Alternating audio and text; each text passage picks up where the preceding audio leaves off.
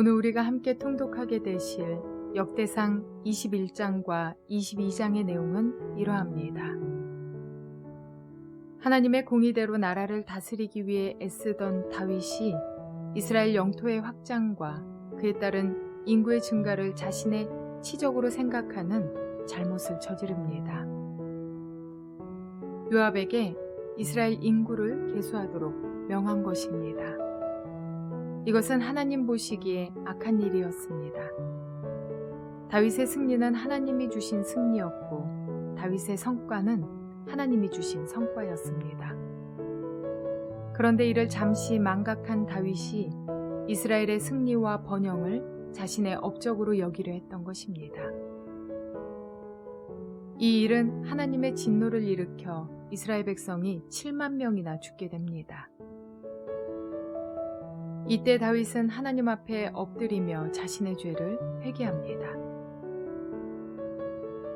비록 죄를 지었지만 다윗은 자신의 모든 죄를 하나님 앞에 고백하며 참회함으로써 하나님 앞에 다시 나아간 것입니다. 다윗은 예루살렘 성으로 옮겨왔던 하나님의 언약궤를 모셔두기 위해 하나님의 전을 건축하기를 간절히 소원한 적이 있습니다. 그러나 하나님께서는 다윗에게는 성전 건축 작업을 허락하지 않으셨습니다. 그 후 다윗은 자신이 직접 성전을 건축하지 못하는 것에 대한 아쉬운 마음으로 건축 재료들을 준비합니다.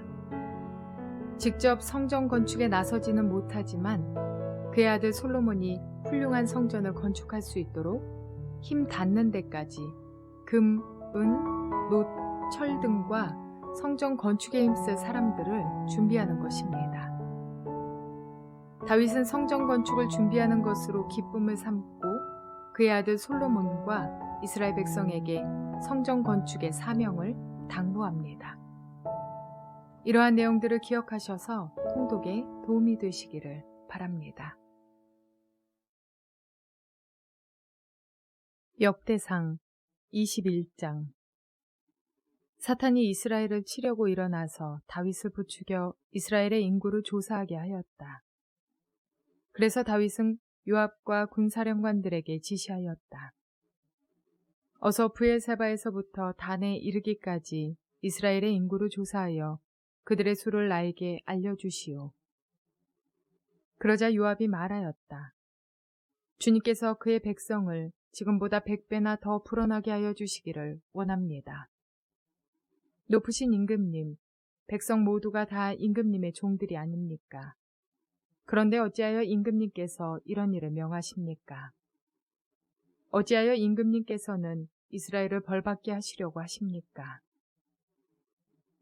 그러나 요압은 더 이상 왕을 설득시킬 수 없었으므로 물러나와서 온 이스라엘을 두루 돌아다닌 다음에 예루살렘으로 돌아왔다. 요압이 다윗에게 백성의 수를 보고하였다. 칼을 빼서 다룰 수 있는 사람이 온 이스라엘에는 110만이 있고 유다에는 47만이 있었다. 그러나 요압은 왕의 명령을 못마땅하게 여겨 레위와 베냐민은 이 조사에 포함시키지 않았다. 하나님께서 이 일을 악하게 보시고 이스라엘을 치셨다.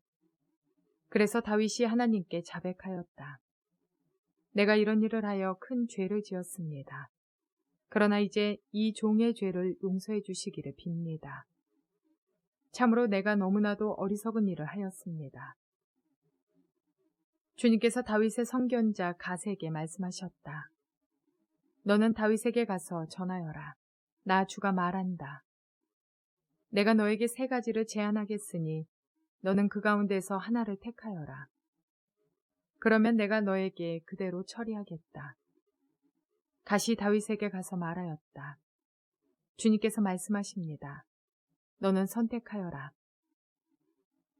3년 동안 기근이 들게 할 것인지 원수의 칼을 피하여 3달 동안 쫓겨다닐 것인지 아니면 주님의 칼 곧 전염병이 사흘 동안 이 땅에 퍼지게 하여 주님의 천사가 이스라엘 온 지역을 멸하게 할 것인지를 선택하여라.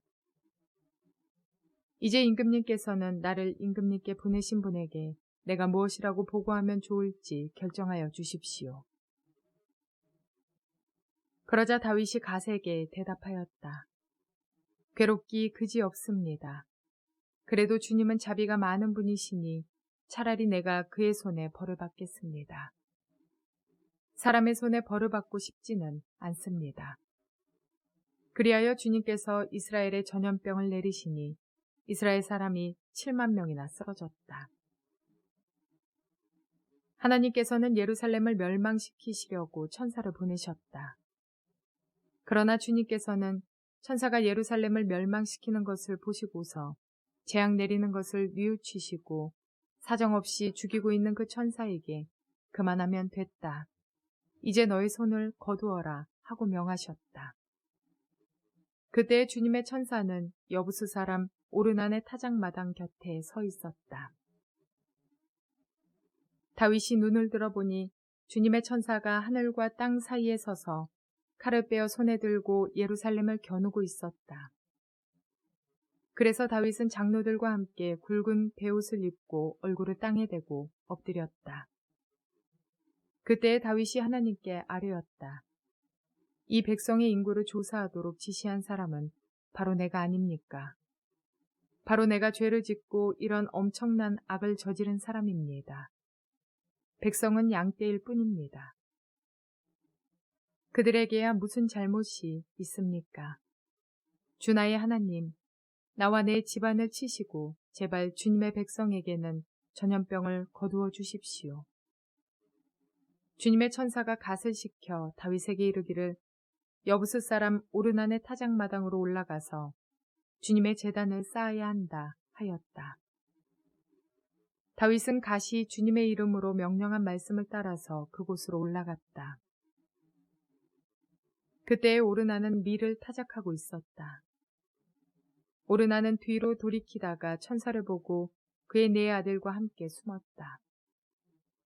그러나 다윗이 오르난에게 다가가자 오르난이 바라보고 있다가 다윗인 것을 알아보고 타작마당에서 나와 얼굴을 땅에 대고 다윗에게 절하였다. 다윗이 오르난에게 말하였다. 이 타작마당을 나에게 파시오. 충분한 값을 지불하겠소. 내가 주님의 제단을 여기에 쌓으려 하오. 그러면 전염병이 백성에게서 그칠 것이오. 오르난이 다윗에게 말하였다. 임금님, 그냥 가지십시오. 높으신 임금님께서 좋게 여기시는 대로 하십시오. 보십시오. 제가 손은 번제물로, 타작기구는 땔감으로, 밀은 소제물로 모두 드리겠습니다. 그러나 다윗 왕은 오르난에게 말하였다. 그렇게 해서는 안 돼요. 내가 반드시 충분한 값을 내고 사겠소. 그리고 주님께 드릴 것인데 내가 값을 내지도 않고 그대의 물건을 그냥 가져가는 일은 하지 않겠소. 또 거저 얻은 것으로 번제를 드리지도 않겠소. 그래서 다윗은 그 턱값으로 금 600세겔을 오르난에게 주고 거기에서 주님께 제단을 쌓아 번제와 화목제를 드리고 주님께 아뢰었다. 그러자 주님께서는 하늘로부터 불을 번제단 위에 내려서 응답하셨다. 그리고 주님께서 천사에게 명하셔서 그의 칼을 칼집에 꽂게 하셨다. 그때 다윗은 주님께서 여부스 사람 오르난의 타작마당에서 그에게 응답하여 주심을 보고 거기에서 제사를 드렸다. 그때 모세가 광야에서 만든 주님의 성막과 번제단이 기브온 산당에 있었으나 다윗은 주님의 천사의 칼이 무서워 그 앞으로 가서 하나님께 예배드릴 수 없었다. 역대상 22장. 그때 다윗이 말하였다. 바로 이곳이 주 하나님의 성전이요 이것이 이스라엘의 번제단이다. 다윗은 이스라엘 땅에 있는 외국인을 불러 모으고 석수들을 시켜서 하나님의 성전을 지을 네모난 돌을 다듬도록 명령하였다. 그는 또 대문의 문짝에 쓸 못과 꺽쇠를 만들 철을 무게를 달 수 없을 만큼 준비하고 노쇠도 무게를 달 수 없을 만큼 많이 준비하고 또 백향목을 셀 수 없을 만큼 준비하였다. 이 백향목은 시돈 사람과 두로 사람이 다윗에게 운반하여 온 것이다. 다윗은 이런 혼잣말을 하였다. 나의 아들 솔로몬이 어리고 연약한데 주님을 위하여 건축할 성전은 아주 웅장하여 그 화려한 명성을 온 세상에 떨쳐야 하니 내가 성전 건축 준비를 해두어야 하겠다. 그래서 그는 죽기 전에 준비를 많이 하였다. 그런 다음에 다윗이 그의 아들 솔로몬을 불러서 주 이스라엘의 하나님을 모실 성전을 지으라고 부탁하였다. 다윗이 아들 솔로몬에게 말하였다. 아들아, 나는 주 나의 하나님의 이름을 위하여 성전을 지으려고 하였다. 그러나 주님께서 나에게 말씀하셨다. 너는 많은 피를 흘려가며 큰 전쟁을 치렀으니 나의 이름을 위하여 성전을 건축할 수 없다. 너는 내 앞에서 많은 피를 땅에 흘렸기 때문이다. 보아라, 너에게 한 아들이 태어날 것인데 그는 평안을 누리는 사람이 될 것이다. 내가 사방에 있는 그의 모든 적으로부터 평안을 누리도록 해주겠다. 그러므로 그의 이름을 솔로몬이라 지어라. 그가 사는 날 동안 내가 이스라엘의 평화와 안정을 줄 것이다. 그가 내 이름을 위하여 성전을 건축할 것이다. 그는 내 아들이 되고 나는 그의 아버지가 되어 이스라엘을 다스리는 그의 왕위가 영원히 흔들리지 않고 튼튼히 서게 해줄 것이다. 내 아들아, 이제 주님께서 너와 함께 하셔서 주님께서 너를 두고 말씀하신 대로 주 너의 하나님의 성전을 무사히 건축하기를 바란다. 그리고 부디 주님께서 너에게 지혜와 판단력을 주셔서 네가 주 하나님의 율법을 지키며 이스라엘을 잘 다스릴 수 있도록 해주시기를 바란다. 네가 주님께서 모세를 시켜 이스라엘에게 명하신 율례와 규례를 지키면 성공할 것이다. 강하고 굳건하여라. 두려워하지 말고 겁내지 말아라.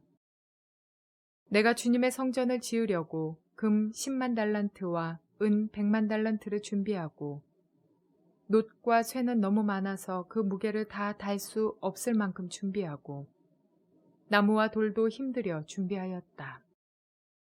그러나 네가 여기에 더 보태야 할 것이다. 너에게는 많은 일꾼이 있다. 채석공과 석수와 목수와 또 모든 것을 능숙히 다룰 줄 아는 만능 기능공들이 있다. 금과 은과 놋과 쇠가 무수히 많으니 일어나서 일을 시작하여라. 주님께서 너와 함께 하시기를 빈다. 그런 다음에 다윗은 이스라엘 모든 지도자에게 그의 아들 솔로몬을 도우라고 당부하였다. 주 당신들의 하나님께서 당신들과 함께 계셔서 당신들에게 사방으로 평화를 주시지 않았습니까? 그리고 이 땅 주민을 나에게 넘겨주어 이 땅 사람들을 주님과 그의 백성 앞에 굴복시키셨습니다. 이제 당신들은 마음과 정성을 다하여 주 당신들의 하나님을 찾고 일어나서 주 하나님의 성전을 건축하십시오. 그래서 주님의 언약궤와 하나님의 거룩한 기구들을 옮겨와서 주님의 이름을 위하여 건축한 성전에 들여놓도록 하십시오.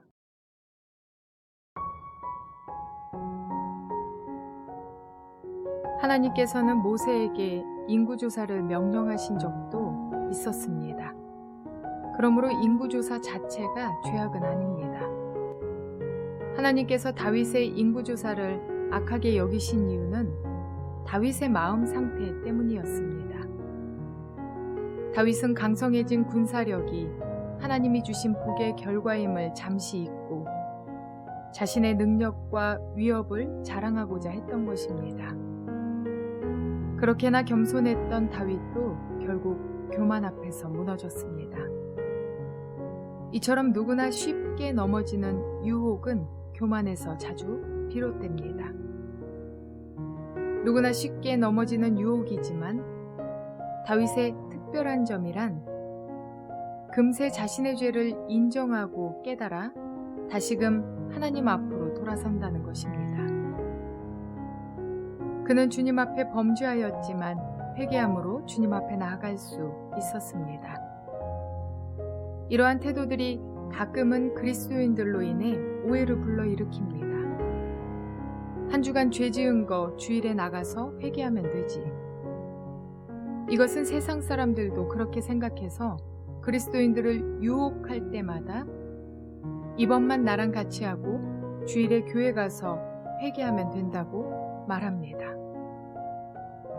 그러나 다윗의 범죄한 때마다 그의 회개를 볼 때면 우리가 말하는 가벼운 뉘우침, 가벼운 고백, 그런 깨달음이 아닙니다. 그의 회개는 매번 가슴을 찢는 회개였고 눈물로 통회하는 회개입니다. 뿐만 아니라 그는 밧세바 사건에서 그 죄가를 치르느라 자식을 잃었었고 오늘 본문의 인구조사 사건을 통해서는 백성 7만 명이 죽어야 했습니다. 회개하며 대가를 치른 다음은 좌절하며 낭망하여 주저앉지 않습니다. 하나님을 향한 삐뚤어진 마음을 가진 자가 아니었다는 것입니다. 그는 되려 하나님을 향한 마음이 뜨거운 사람이었습니다.